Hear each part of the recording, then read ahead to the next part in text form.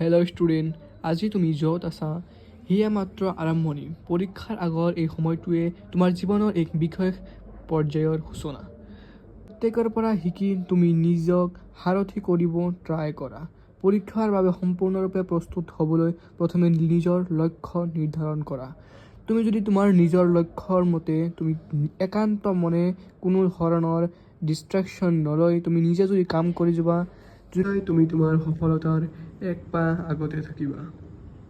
যদি তুমি কঠোৰ পৰিশ্ৰম আৰু একাগ্ৰতাৰ সৈতে আগবাঢ়া, পৰীক্ষা মাত্ৰ এক সৰু পদক্ষেপহে হ'ব। তুমি সপোনৰ পৰা বাস্তৱলৈ আগবঢ়া, সেয়া কৰিবলৈ এজন মানুহে আছে, সেইজনেই তুমি। তোমাৰ সপোনবোৰ বাস্তৱলৈ আগবঢ়াবলৈ তোমাৰ সৈতে সকলোৱে বিশ্বাসঘাতকতা কৰিব, তোমাক বাদ দি নিজক আগবঢ়াবৰ চেষ্টা কৰিব, কিন্তু তুমি এইবোৰ ভাবি থাকিব নালাগিব।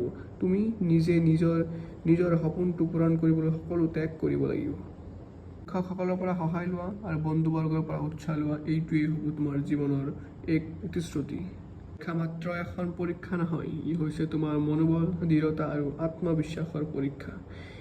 এই পৰীক্ষাই তোমাৰ জীৱনৰ লক্ষ্য নিৰ্ধাৰণ কৰিব। তুমি কিমান দূৰলৈ আগবাঢ়ি যাবা, কিমান পিছুৱাই ৰবা বা কিমান নিজক ডেভেলপ কৰিবা। পৰীক্ষাৰ ফলাফল মাত্ৰ নম্বৰ নহয়, ই তোমাৰ অধ্যৱসায়ৰ পৰিসৰ। কঠোৰ পৰিশ্ৰমৰ ফলেই তুমি তোমাৰ লক্ষ্যৰ পৰা এক পাক আগবাঢ়িব পাৰিবা। সময় হৈছে তোমাৰ লক্ষ্য পূৰণৰ বাবে লোৱা প্ৰস্তুতি তোমাৰ মা-দেউতাৰ আগত দাঙি ধৰাৰ।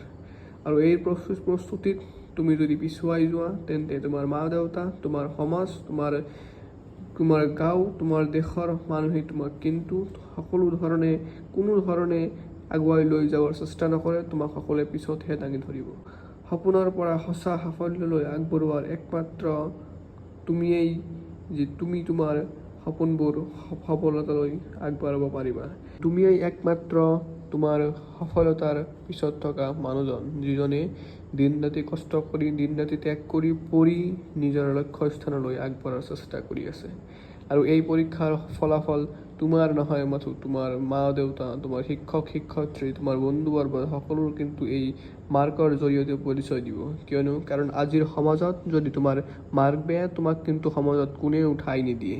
সমাজত ঠাই দিব কিন্তু সকলোৰে পিছত, আৰু সেই পিছত থকা মানুহজনৰ কোনো ব্যক্তিত্ব বা কোনো ধৰণৰ লোৱা নহয়, কোনো ধৰণৰ সন্মান, কোনো ধৰণৰ ব্যক্তিত্ব, কোনো ধৰণৰ পৰিচয়, সেইবিলাক কিন্তু নোৱা নহয়। আৰু তুমি যদি তোমাৰ সেই লাইনৰ শেষত থাকা বা সেই কোনো এটা মিটিঙৰ শেষত থকা, কোনেও কিন্তু তোমাক গুৰুত্ব নিদিয়ে। তো এই কথাষাৰ ভাবি তোমালোকে নিজৰ পথত আগবঢ়াৰ চেষ্টা কৰা। তোমালোকে যদি ভাবা যে এইখন পৰীক্ষা মই ভালদৰে নিদিওঁ বা দিব নোৱাৰিলোঁ, তেন্তে তোমাৰ মনোবল যদি ভাঙি গৈছে, তেন্তে তুমি তোমাৰ নিজৰ লক্ষ্যস্থানৰ পিনে এবাৰ আকৌ মনোযোগেৰে তুমি ভাবি লোৱা যে তুমি কি কৰিব বিচাৰিছিলা, তুমি কি কৰি আছা আৰু তুমি কি কৰিবা।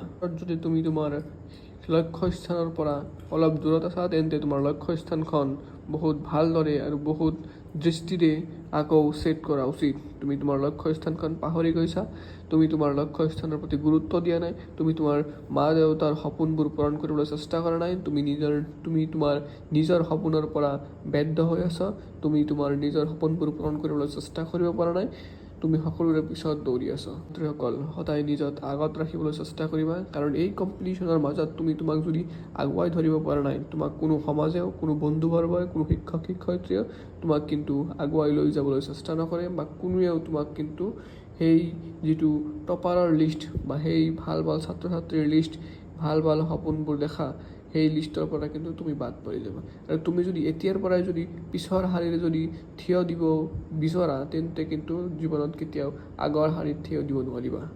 তো ষ্টুডেণ্ট, এইবোৰ কথা মনত ৰাখি তুমি তোমালোকৰ পঢ়া লিখাত মনোযোগ দিয়া আৰু নিজকে তৈয়াৰ কৰাৰ ইমান চেষ্টা কৰা যে মই কিয় পিছত থাকিম আৰু মই কিয় নোৱাৰিম। Never think that you can do it, but always keep in your mind that you can do it. ধন্যবাদ ছাত্ৰ ছাত্ৰীসকল, আজি আমি ইমানতে আমাৰ ভিডিঅ'খন শেষ কৰিছোঁ। কোনোবাই যদি আমাৰ চেনেলখন ছাবস্ক্ৰাইব কৰা নাই, তেনেহ'লে চেনেলখন ছাবস্ক্ৰাইব কৰি দিবা আৰু কাষত থকা বেল আইকনখন প্ৰেছ কৰি দিবা।